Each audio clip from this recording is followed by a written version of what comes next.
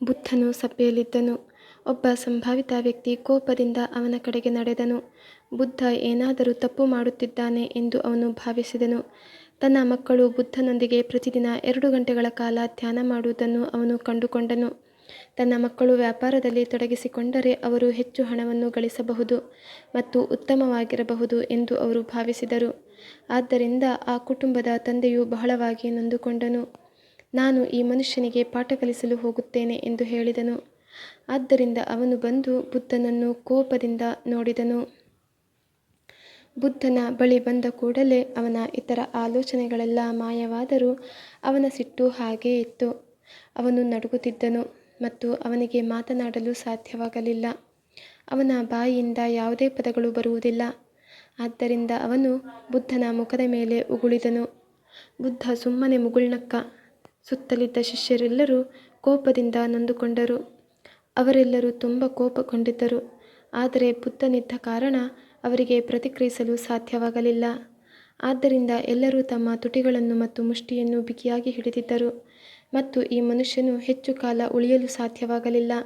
ಅವನು ಉಗುಳಿದನು ಮತ್ತು ಕೆಲವು ಕ್ಷಣಗಳ ನಂತರ ಅವನು ಯೋಚಿಸಿದನು, ನಾನು ಹೆಚ್ಚು ಸಮಯ ಇದ್ದರೆ ನಾನು ಸಿಡಿಯುತ್ತೇನೆ. ಆದ್ದರಿಂದ ಅವನು ಓಡಿಹೋದನು. ಬುದ್ಧನು ಏನನ್ನೂ ಪ್ರತಿಕ್ರಿಯಿಸದೆ ಅಥವಾ ಏನನ್ನೂ ಹೇಳದೆ ಮುಗುಳ್ನಕ್ಕಾಗ ಈ ಮನುಷ್ಯನಿಗೆ ಇಡೀ ರಾತ್ರಿ ನಿದ್ರೆ ಬರಲಿಲ್ಲ. ಅವನ ಜೀವನದಲ್ಲಿ ಮೊದಲ ಬಾರಿಗೆ ಅವನು ತನ್ನ ಮುಖದ ಮೇಲೆ ಉಗುಳಿದಾಗ ನಗುವ ವ್ಯಕ್ತಿಯನ್ನು ಭೇಟಿಯಾದನು. ಅವರು ಅಂತಹ ರೂಪಾಂತರಕ್ಕೆ ಒಳಗಾದರು. ಮರುದಿನ ಅವನು ಬಂದು ಬುದ್ಧನ ಪಾದಗಳಿಗೆ ಬಿದ್ದು, ದಯವಿಟ್ಟು ನನ್ನನ್ನು ಕ್ಷಮಿಸಿ, ನಾನು ಏನು ಮಾಡಿದೆ ಎಂದು ನನಗೆ ತಿಳಿದಿಲ್ಲ ಎಂದು ಹೇಳಿದನು. ಬುದ್ಧ ಹೇಳಿದ, ನಾನು ನಿನ್ನನ್ನು ಕ್ಷಮಿಸಲಾರೆ. ಈಗ ಶಿಷ್ಯರು ಬೆಚ್ಚಿಬಿದ್ದರು. ಬುದ್ಧನು ತುಂಬ ಕರುಣಾಮಯಿಯಾಗಿದ್ದನು. ಅವನು ಯಾವಾಗಲೂ ಎಲ್ಲರನ್ನೂ ಕ್ಷಮಿಸುತ್ತಿದ್ದನು. ಈಗ ಅವರು ಕ್ಷಮಿಸಲು ಸಾಧ್ಯವಿಲ್ಲ ಎಂದು ಹೇಳಿದರು. ಸಾಧ್ಯವಿಲ್ಲ? ಬುದ್ಧನು ವಿವರಿಸಬೇಕಾಗಿತ್ತು, ಏಕೆಂದರೆ ಎಲ್ಲರೂ ಆಘಾತಕ್ಕೊಳಗಾಗಿದ್ದರು.